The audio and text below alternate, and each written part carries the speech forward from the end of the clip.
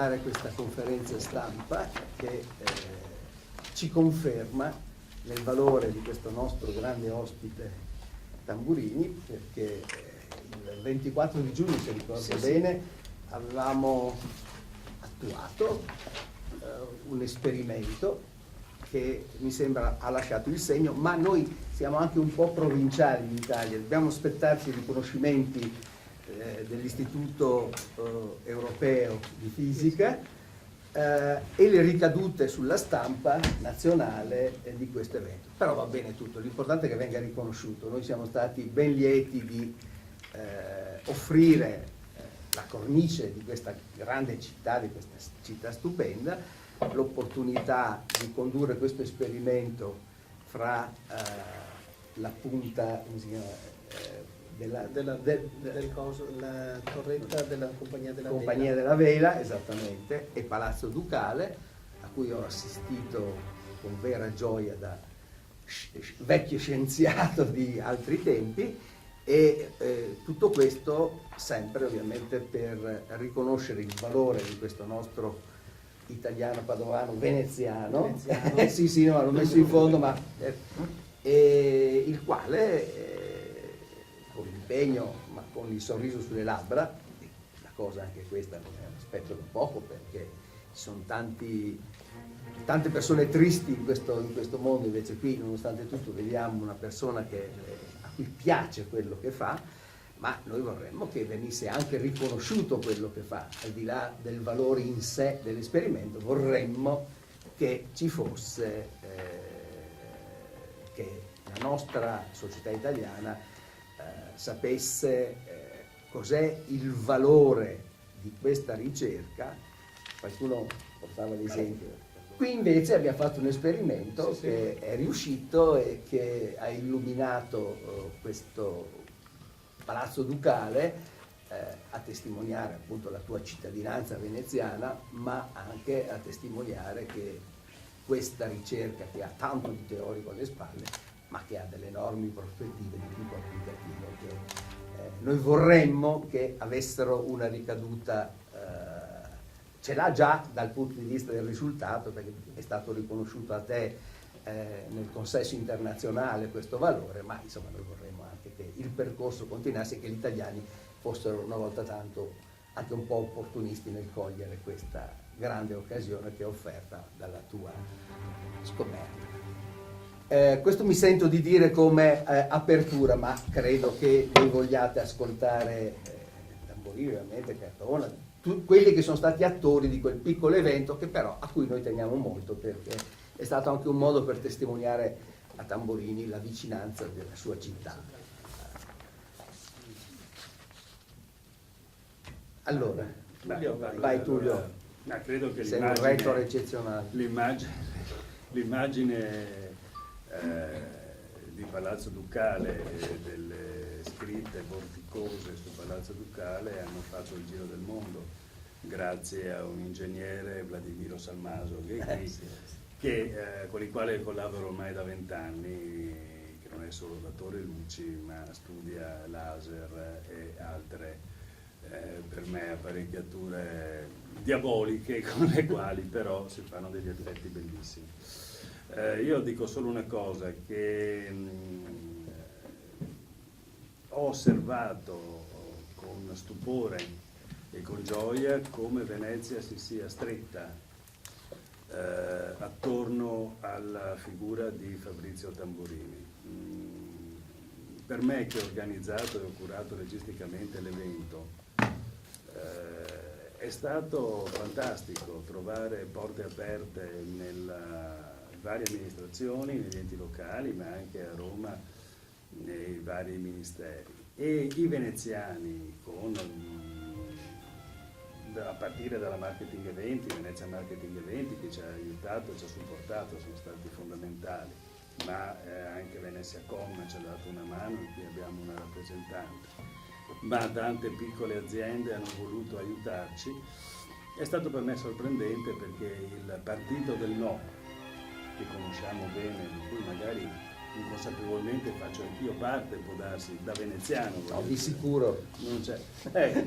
Allora, in questo partito del no non c'è stata nessuna polemica, Venezia si è unita, si è stretta, ognuno per quanto poteva, la CTV, alla vetreria Bisanzio, che ringrazio e che ha prodotto, ci ha regalato queste 2 targhe, e una andrà al Comune di Venezia da parte di Fabrizio e da parte mia, di questo gruppo Vortice Frequenze a cui partecipa anche Roberto De Carli, e siamo partiti in questo modo. Sarà un omaggio al Comune di Venezia in rappresentanza di tutti coloro che ci hanno aiutato. Ci sono le firme in questa targa di tutti coloro proprio che ci hanno dato una mano e anche degli scienziati internazionali che hanno partecipato all'evento.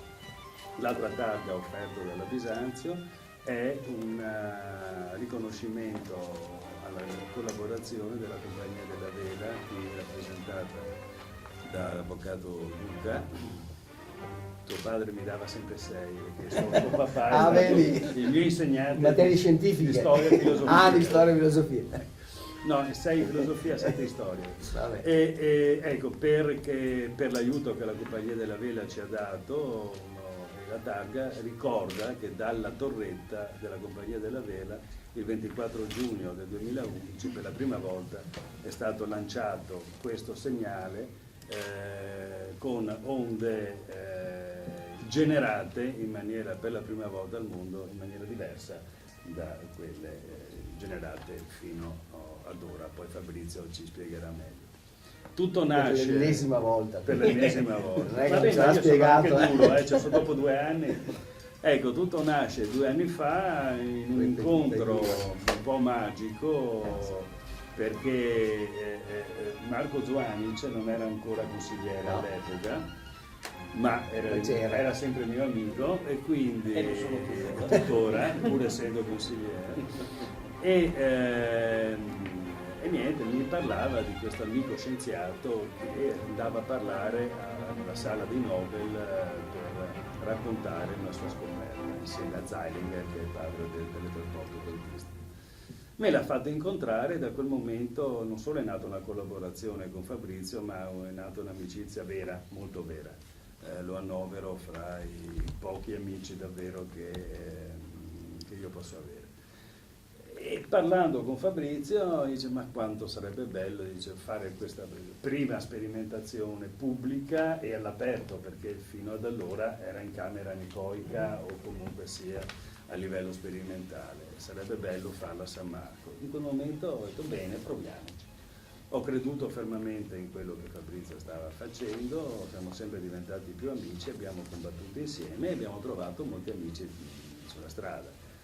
Su questo percorso. Io ho trovato anche molto suggestivo e molto emozionante l'incontro a Palazzo Labia con la principessa Marconi. È stato veramente la principessa Marconi, che era la conferenza stampa di presentazione presso la RAI e che ha indicato Fabrizio come l'ideale proseguitore degli studi del padre, e quindi per lui un altro onore. Abbiamo parlato con il sindaco è stato favorevole, e da lì sono aperte le porte. Abbiamo poi incontrato il professor Ghetti, che è stato anche un personaggio fondamentale, soprattutto lui, perché abbiamo avuto tramite lui alle spalle tutta l'amministrazione e siamo riusciti a muovere in poco tempo quindi ringrazio tutti. Per me è stata un'esperienza stupenda, coloro che ci hanno aiutato con dei pagamenti diretti, cioè in pratica il gruppo non ha mai visto un soldo, ma tutti gli sponsor hanno pagato servizi, ed è stato bello, puro, davvero entusiasmante anche questo. Non posso adesso ricordarli tutti, però ecco, Venezia nel suo complesso ci ha davvero aiutato. Grazie.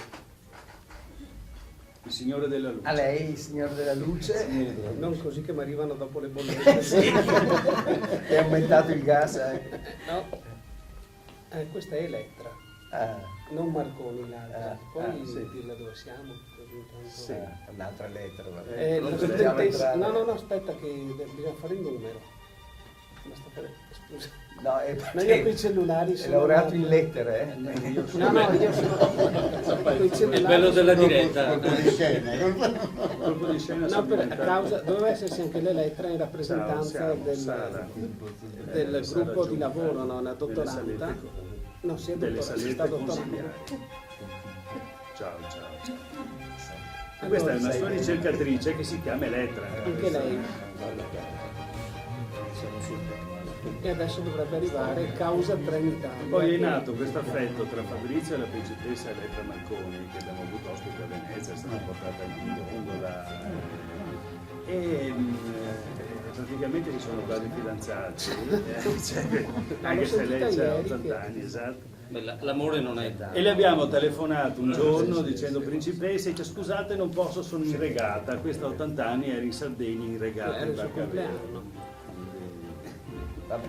No, comunque, tornando al discorso qua, ringrazio Venezia e tutti i veneziani, tutti quelli che ci hanno supportato, perché possiamo dire che siamo stati i primi a realizzare questa con i radioamatori soprattutto, perché se non fosse stato per Vito non ci accorgevamo che io avevo sbagliato uno spinotto, cioè, causa questi, perché non li uso. Di solito mi dimentico gli occhiali ovunque. Eccola qua Elettra. Buongiorno. Ecco, lei è quella che si è beccati i 2 watt. Quella che si è persa nel palazzo. Si è persa- non sei l'unica, mi sono perso anch'io. Ma comunque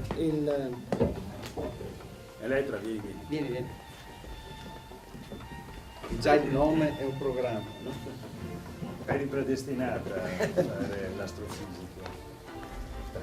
no, già ieri abbiamo ancora replicato parte dell'esperimento che dovremmo fare a Vienna Interessante. la prossima settimana da Zeilinger. Ci ha chiesto di far vedere come funziona in un congresso di vorticità elettromagnetiche, ma un congresso chiuso solo agli specialisti, quindi ci si scambia idee, si fa il punto della situazione e lì sarà da ridere per montare tutta l'apparecchiatura, è sempre più ridotta e ha funzionato al primo colpo.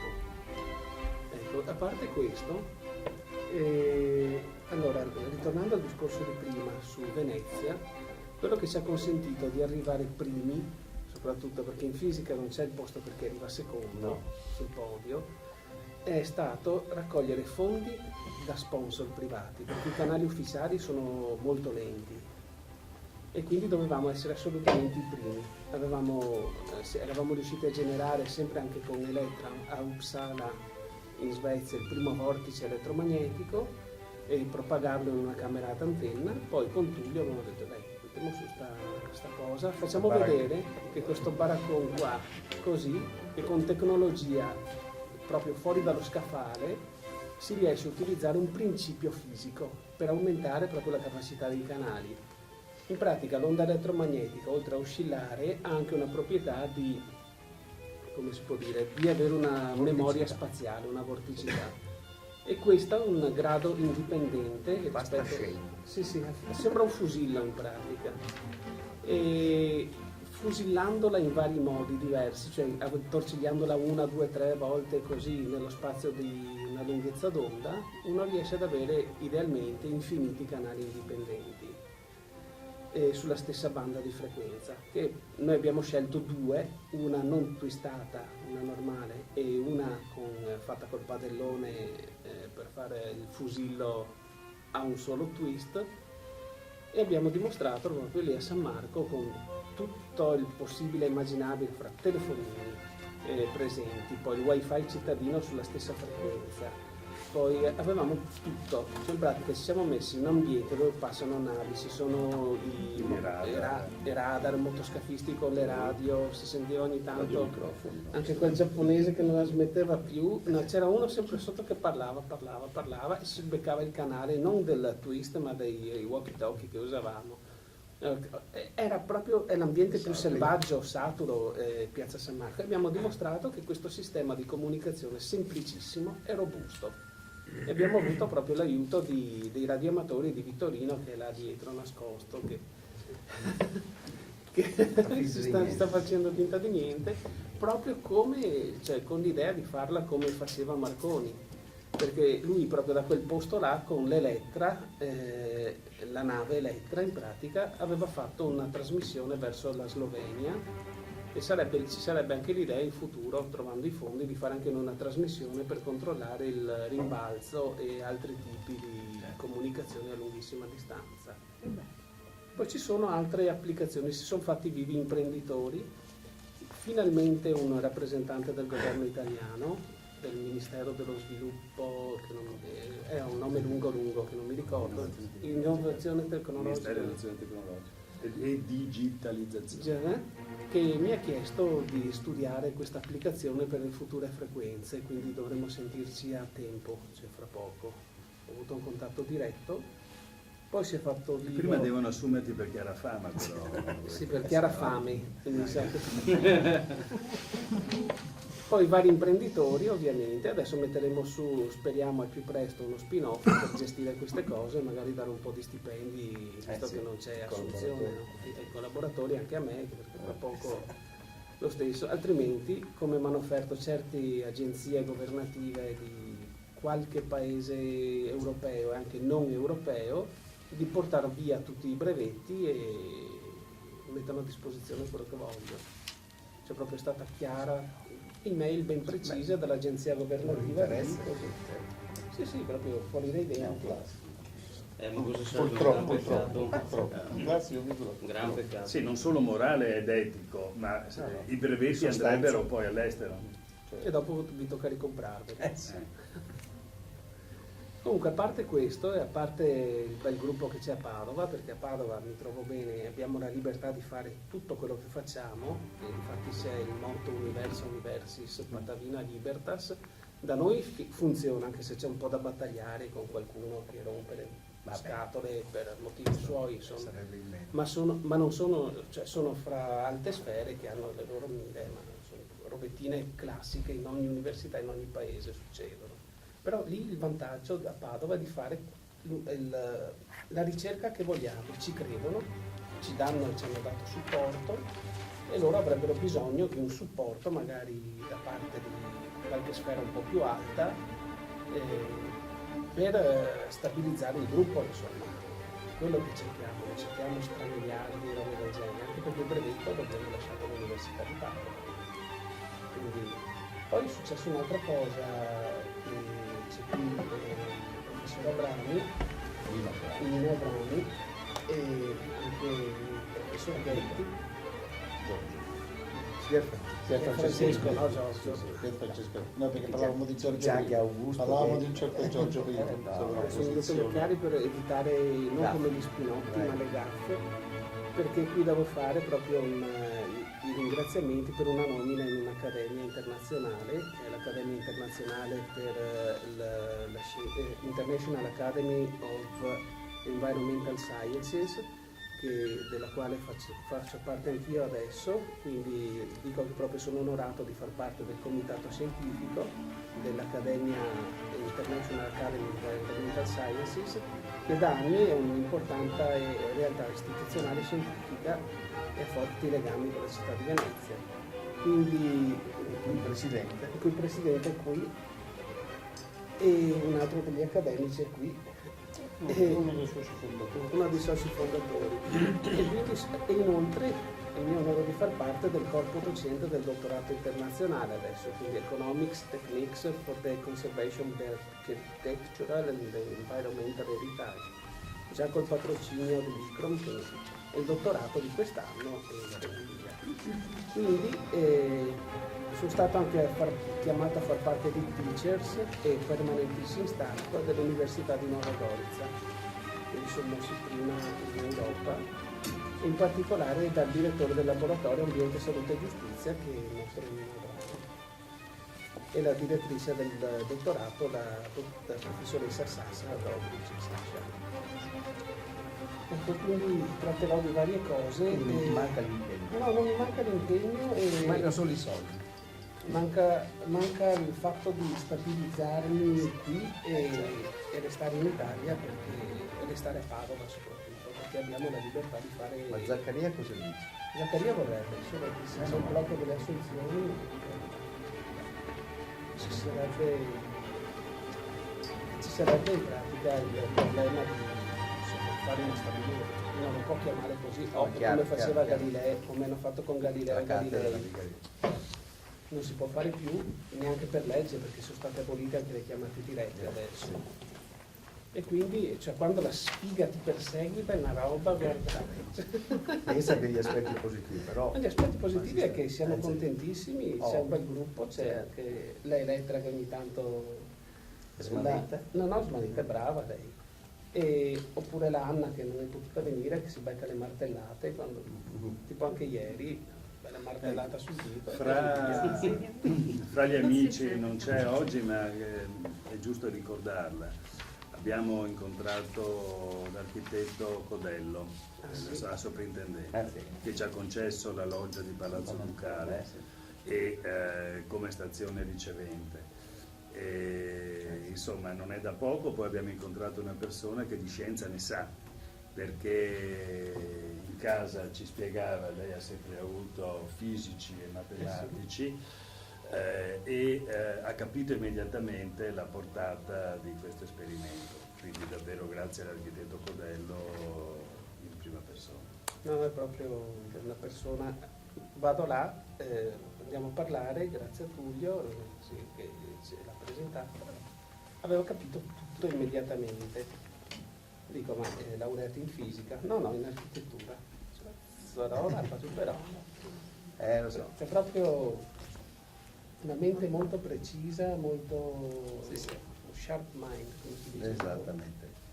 Impressionante. Allora io, dimmi. Ascoltiamo? Allora Cioè, o hai qualche altro? No, io a registri. beneficio degli amici fotografi operatori, io provvederei adesso alla consegna delle targhe. Sì. Ci mettiamo un minuto, non Sì, certo. Poi Fabrizio è aperto ad ogni domanda. Allora, la prima viene consegnata da me e da Fabrizio Una bella fia. se poi mettete in mezzo Francesco. Allora, Aspetta che arriva le lettere. sì. Dai. Vieni. Dai. Allora,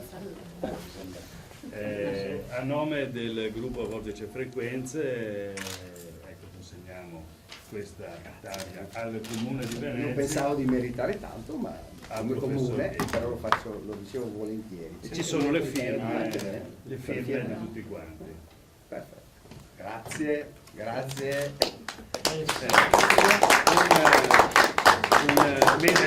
Ti avevo appena nominati, sì. sono arrivati i rappresentanti della marketing eventi. che, Hanno come quel ho detto difetto lì di prima, arrivare sempre un po' in ritardo.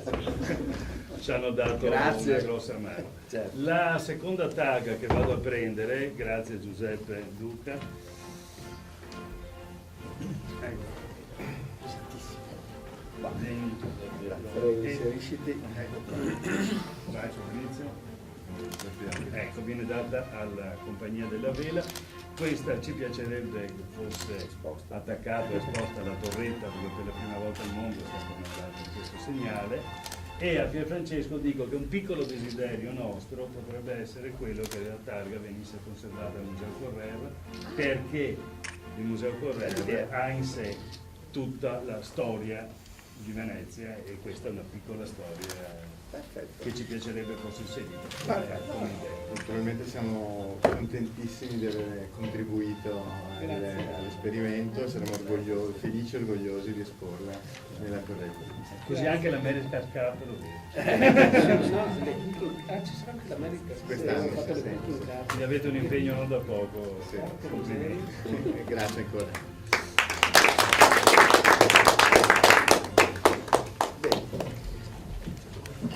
E i colleghi, prego.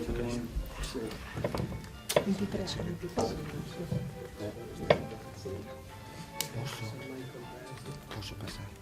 Andiamo se...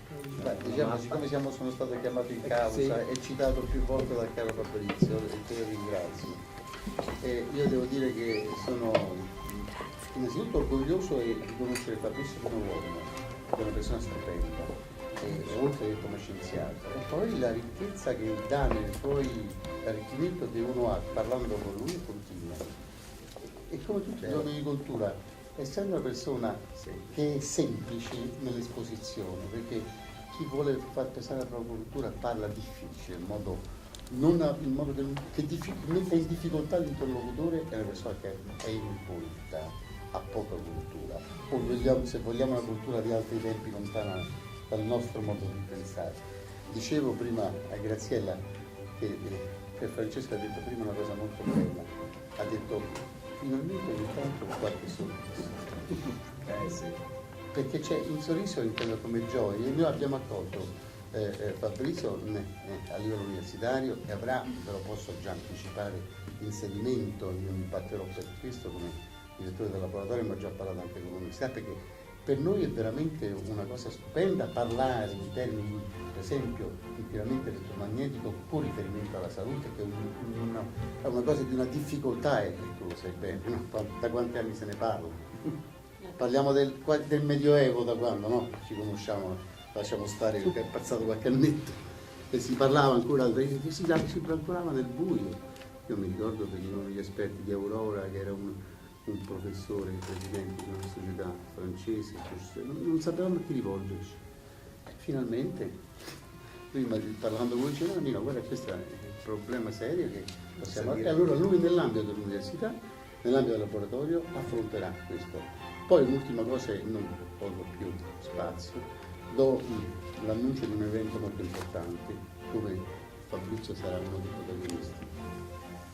È stato firmato un atto dal Consiglio d'Europa, un atto ufficiale importante, per cui ci sarà i primi anni, uno dei primi mesi del prossimo anno, un'audizione dell'Accademia mia con lo staff di esperti, in contatto diretto prima con gli eurodeputati e poi con la gente, per giorni, in relazione ai problemi ambientali, ai problemi di salute. Quindi è la prima volta che ci sarà e qui Pier Francesco, io spero che tu ci dia il tuo contributo, lo so che sei pieno, però, perché tu nasce dalla nostra piccola associazione, che però sai, insomma, piano piano è una bella riconoscimento, ma al di là del riconoscimento, Fabrizio, tu sai, no, quanto bisogna lavorare, perché noi avremo tutti i quesiti, una buona parte dei quesiti da parte degli stati e dei governi e anche delle associazioni prima, poi ci sarà questo confronto che durerà.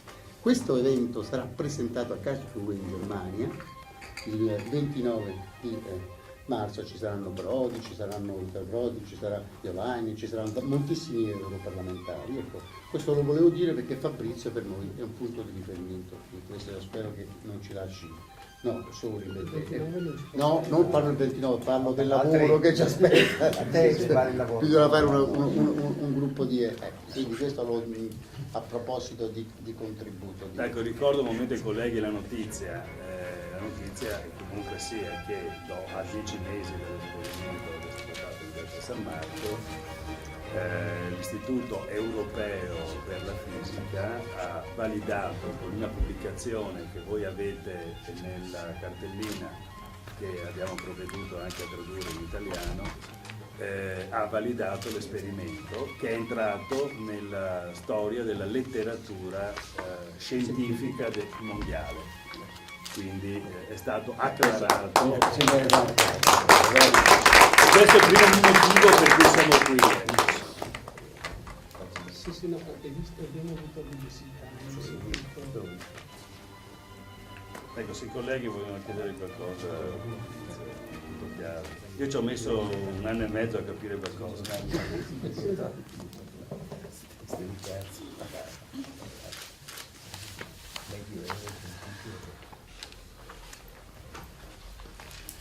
Sapete tutto. Vabbè, adesso interroghiamo Assad. Sulla forma della spirale, su questo movimento. La spirale è uno dei simboli più antichi dell'umanità e poi E nelle mie tue ricerche è così fondamentale. Quindi qual è il mistero? Perché questa forma? Perché noi la vediamo spesso in natura e poi la replichiamo. Però la forma base della vita, cosa? DNA, Il DNA, la struttura doppia elica. è semplicemente una traslazione per una rotazione composta. Ecco, chiedo io una cosa a Fabrizio, perché non ho avuto anche modo di... Allora, non ci sarà solo una infinita possibilità di frequenze di bando, no? Grazie alla tua scoperta. È una concezione umanistica, cioè è uno sviluppo del passaggio del pensiero, il poter avere così tanti gradi di comunicazione, di possibilità di comunicazione. Questo per le telecomunicazioni e per altre cose. Però la tua scoperta potrà servire, so che c'è molta attesa tra l'altro nel mondo scientifico della medicina, perché i microscopi potranno essere aumentati di risoluzione fino a 100 volte, a 10 volte. E un amico primario mi ha detto: con questo sistema per la prima volta potremmo vedere le cellule tumorali replicarsi dal vivo, cosa che adesso non è possibile fare perché Con quella fluorescenza, le lei che adesso abbiamo Ecco. incastrato lei. Allora, su questa cosa importante, perché chiaramente, come diceva il professore, c'entra sempre anche la salute e la qualità della vita. Elettra, come stanno andando gli studi e c'è qualcuno al mondo che sta studiando questo? Perché in 2 o 3 anni potremo arrivare ad avere questi microscopi. Sì, più tempo in realtà ci vuole. Noi siamo in collaborazione comunque con un gruppo di nanotecnologia molto importante. Io attualmente lavoro per loro, per cui mi sto un po' documentando anche su quella parte lì. Che è Veneto Nanotech. Veneto Nanotech. Sì, però sede a Padova, Sede Coromanato che è... Sì, c'è una parte che è al Vega e una parte che è a Padova. Sì, sì. E quindi sostanzialmente c'è un gruppo che lavora su queste cose in Austria, però in maniera un po' differente. Questa sulla super risoluzione ci stiamo mettendo adesso a lavorarci. Il principio c'è, sappiamo che funziona in altre dimensioni, nel senso che adesso bisogna scendere nel nano e il problema è più tecnologico che fisico, diciamo. Per cui lo studio c'è, però ovviamente è più lungo. Cioè di 2 passa anni. agli ingegneri adesso. Deve essere ingegnerizzato. Prima, oddio, non siamo ancora nella fase di Fisici ingegneristica. fisici della materia, dopo Sì. nanotech, perché sono dal gruppo là. Lì sì, sono parecchi fisici e anche ingegneri dei materiali, perché comunque Fisici dei materiali, ammazzano. ci sono anche ingegneri dei ingegneri. materiali, sì, o scienza dei materiali, insomma. Sì, sì. Quindi sostanzialmente adesso la collaborazione è più forte con loro anche per portare avanti questa cosa dei microscopi, ma abbiamo già iniziato a fare anche delle cose in laboratorio. Ma voi siete fondamentalmente astrofisici. Sì. Quindi siete partiti probabilmente anche con i piccoli colleghi che hanno scritto dall'universo per arrivare. Il principio fisico di fatto è lo stesso, Ecco, però si lo passa dalle studio- scale. Grazie allo studio di Tamburini sappiamo che possiamo capire come funziona un buco nero, come Come ruota gira. il buco nero. Ecco, questo che sviluppi può avere o comunque sia cosa significa? Conoscere l'universo meglio, la mappatura, Questa è una cosa diversa rispetto a... sì, il Big Bang è avvenuto oppure No, non c'è cosa Big Bang. Sì, vabbè, dico... Questa è una cosa diversa rispetto a quella dei telescopi, dei microscopi. sì, beh, certo. Questa cosa dei buchi neri è sicuramente importante perché di fatto noi abbiamo un modo in più per avere informazioni. Quindi non è solamente aumentare le informazioni che abbiamo, nel senso adesso noi usiamo alcune cose per ricevere delle informazioni, adesso avremo un alfabeto nuovo sostanzialmente, che bisognerà capire come decifrare e tutto, ma riusciremo ad avere delle informazioni in più che saranno fondamentali per capire. E nel caso dei buchi neri la velocità di rotazione, nel caso del mezzo interstellare, quindi tutto quello che c'è diciamo nel mezzo fra stelle, pianeti, galassie, e tutto questo mezzo per capire la densità, la struttura, è sostanzialmente uno strumento completamente nuovo che potrà essere applicato a diverse strutture. Fabrizio è partito con i buchi neri, che è sicuramente una delle cose importanti, perché i buchi neri ruotando proprio imprimono questa diciamo, forma a fusillo alla luce, però in realtà può essere applicato a tantissime altre cose. Da vecchio relativista io ho cominciato a fare relatività essenzialmente, poi quando ci sono delle relativista cose... in quel senso? Sì. No, ma quando ti trovi dei bei problemi con matematica sotto che c'è da scavare là, è bello, cioè cominci perché ti piace, perché è bello, senza avere un fine. Dopo vedi anche quello delle telecomunicazioni con Tidè, che aveva fatto il primo lavoro con uno studio sulle onde radio, ci siamo messi black hole, cioè buchi neri, eccetera, proprio sulle cose più che sono belle, perché la matematica è bella, perché c'è anche queste è una forma di sadismo, vedo che ti guarda, non tutti sai. È come quando vi trovate davanti a un pentagramma così, o alle scale, dite devo fare sta roba, devo fare le scale di pianoforte, devo mettermi così, fare gli esercizi, che paio di scatole. Però dopo, quando avete preso mano, cominciate a suonare Chopin oppure a suonare Bach così, e le mani vi vanno da sole, un altro paio di maniche, insomma. La matematica ha una bellezza che è qualcosa di... è più elegante della musica di Bach.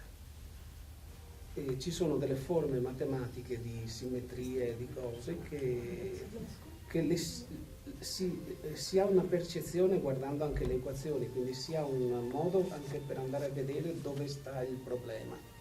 Quindi non è che uno si mette là a far conti così, uno si orienta in questa specie di oggetti ideali che si hanno e ti viene l'idea, ok, quella è la soluzione magari più bella, più elegante. Ce n'è adesso un altro che stiamo preparando sui buchi neri. È così bella la matematica e l'analisi la fanno per questo più volte. No, ma quelle sono le basi. No, certo. Ma è cattivo perché pensano che sia una forma di solipsismo tuo, no? Questo divertimento attorno alla matematica. No, certo che lo è, ma sai, devi farti capire, nel senso è un che linguaggio. Conosco qualcuno poverino che... concetto di limite o di infinito. No? Beh, l'infinito è come cioè proprio è un non senso. Io lo definisco come la bestemmia matematica dell'infinito. Quindi, però c'è quello studio di Cantor sugli infiniti transfiniti che è qualcosa di fantastico. E vabbè, fermate. Va bene, sì, penso che quello... Ecco, guarda che c'è. Vai, veramente. Sei scusata. No, finalmente. Sei scusata. So che lo hanno chiesto un sacco di volte, però mentre mi è, non dico chiaro, però ho capito l'onda, quello che è successo all'esperimento, il fatto che ci possano essere più canali in una banda nello stesso momento. Qui più o meno ci sono, però non riesco a capire come questo esperimento possa essere utile negli altri campi. Per esempio, lei prima diceva, nel campo della chirurgia potremo vedere nella microscopia, le particelle che si riproducono, no? Ma qual è la connessione tra il fusillo e la particella? Il fusillo, fra virgolette, è informazione in più dell'onda elettromagnetica che finora non si usava. Quindi quello è lo strumento, il fusillo. Sì, il fusillo è una proprietà fisica. Se si utilizzano più informazioni nuove, se si utilizza anche quell'informazione, si riesce ad avere una risoluzione migliore. Solamente perché utilizziamo solo una piccolissima parte delle proprietà del campo elettromagnetico. Infatti gli astronomi utilizzano di solito intensità, le magnitudini, polarizzazione e il colore, quindi lo spettro. Ma ce n'è quasi un centinaio di roba da utilizzare. Ok, quindi nella chirurgia questo, altri campi dove si può utilizzare questa scoperta? Beh, astronomia, sì, a parte le comunicazioni wireless, ci sono... C'è la trasmissione del suono e la trasmissione della luce. Ci sono già applicazioni di altri gruppi che lo utilizzano nella fisica dei laser, nelle crittografia, sì, ma nell'ottico. poi astronomia. Cioè in pratica se uno ha idee nuove su come utilizzare questo nuovo grado di libertà lo fa.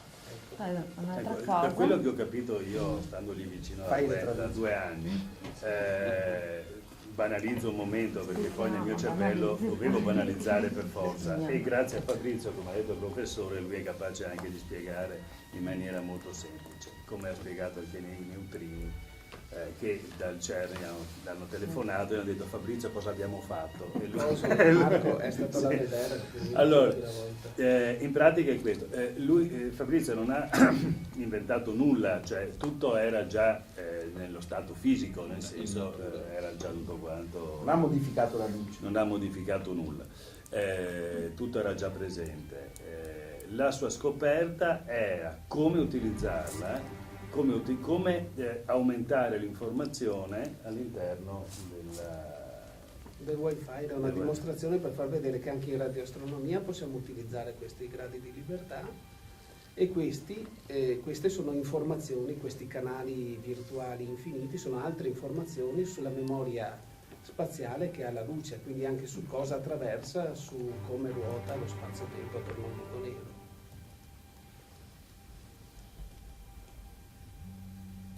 È una specie di colore addizionale, diciamo. Cioè qua tutti hanno fatto finta di capire. Come ruota lo spazio-tempo Nessuno ha il coraggio buco di... nero. No, nel senso che nel momento in cui ruota porta con sé una memoria. Se ruota distorce lo spazio-tempo, mescola lo spazio e il tempo oltre che a curvarlo, e quindi se ci passa della luce vicino o da stelle lontane fa una lente gravitazionale, questa la ruota perché segue la rotazione dello spazio-tempo. È come avere equivalentemente una lente che ruota molto velocemente, e questa è analoga al comportamento di un buco nero. Era uno studio che aveva iniziato Fermi nel 23 su basi ancora di antica ottica, poi preso dal gruppo di Glasgow nel 97 e 2007, cos'era? 97 o 2007? 97, e poi applicato alla relatività generale da noi nel 2011. Le ultime due cose, quando prima si diceva che è uguale il principio fisico, è lo stesso nel macro e nel micro. Sì, sì, perché le equazioni di Lorentz sono invarianti rispetto alla scala, cioè vale dai raggi X fino alle onde radio, sono onde elettromagnetiche. Sì, ma il principio è la luce a fusione. La luce a fusione. Okay. Poi l'ultima cosa, più terra-terra. Per quanto riguarda questa questione dei brevetti, hai dato un opt-out oppure no? Nel senso, se continuano a chiederti di comprarlo gli altri stati. Lì si arrangiano quelli dell'ufficio brevetti dell'Università di Padova. C'è un accordo. Okay. Abbiamo un accordo. Quindi ovviamente lui rimane usufruttuario, io e gli altri inventori, e l'università ti sostiene dal punto di vista delle procedure, delle pratiche economiche, perché noi abbiamo i soldi, certo, proprio per le cose. Quindi, e poi per contratto, uno che ha un contratto con l'università deve lasciare la sua conoscenza scientifica all'università. Io non posso, se sono pagato dall'università, farmi i brevetti per conto mio. Sì, ma sei pagato 1.300 euro al mese. No, quello che è stabilito. C'è stabilito quello? C'è la legge? Sì, sì. Due cose. La prima, se è possibile utilizzare questa scoperta anche per sistemi di telemetria, e la seconda, proprio per capire e non andare a fare magari un errore ai colleghi, non far fare un errore ai colleghi. Si parla di più canali in una frequenza singola, non in una banda, perché la collega aveva detto banda. Sì, però usiamo una banda per modulare il segnale, insomma. Per farvi capire, ecco, dove adesso ce ne sono, quanti canali? Dipende dalla tecnica che utilizzi. Va bene, insomma, 4-5 adesso. 4-5? Col multiplexing sono 5. Vabbè, dopo ma ammettiamo che in una frequenza ci possono stare 4-5 canali. Con il sistema avete commutato due segnali a larga banda, quindi se fossero stati digitali ce ne stavano decine. Sì, a decine. quindi non ci sono più gli intasamenti a Capodanno quando chiami la mamma e dici ciao, tanti auguri, e che i cellulari non funzionano più. Per la metrologia la risposta è sì. Telemetria sì, perché utilizzando quella cosa come la risoluzione si può fare un radar che è 10 volte più preciso. Quindi la stessa cosa del microscopio anche in... Chi sta investendo tantissimo. Come? Chi sta investendo tantissimo. Stati Uniti, il DARPA. Il DARPA dà 20 milioni per studiare le proprietà di queste cose. Noi abbiamo raccolto gli sponsor per arrivare prima delle loro pubblicazioni. C'è qualcun altro che sta utilizzando appunto questa scoperta? Sì. Ci sono vari gruppi che lavorano sulle lavori di Sitax, il gruppo di Michael Berry a Bristol, poi c'è il gruppo a Glasgow, fanno tutti ottica e laboratorio. E chi fa un deradio siamo noi e lo svedese con cui lavoriamo.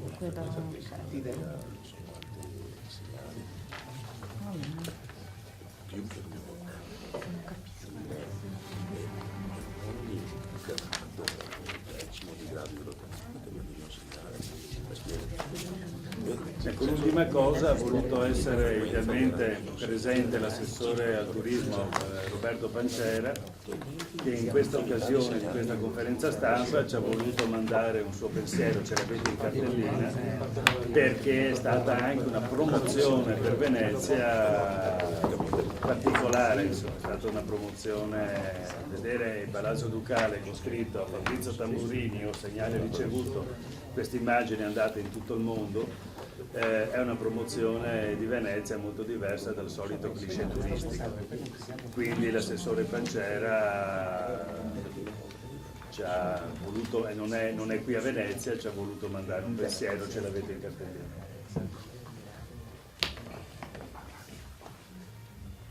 Ci sono immagini del 24 del Fusillo, e anche del Fusillo e anche del quella della Barilla, ma non si vede perché è radio, comunque non si vedrebbe. le foto dell'evento. Vabbè, in internet è pieno proprio. E possono essere posti dei limiti etici all'utilizzo magari di una tecnologia? È come quella del coltello, puoi usarla per tagliare pane e salame fra amici o per accoltellare la suocera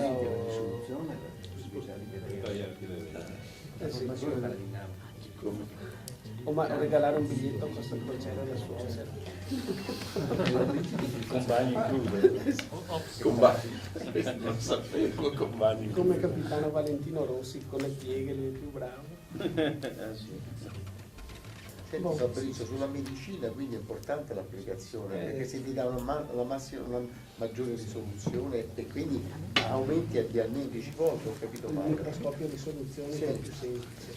Quindi delle ricerche per esempio sui tumori, su tutta la parte di ricerca sulla riformazione delle cellule tumorali, faccio un esempio, potrebbe essere importante.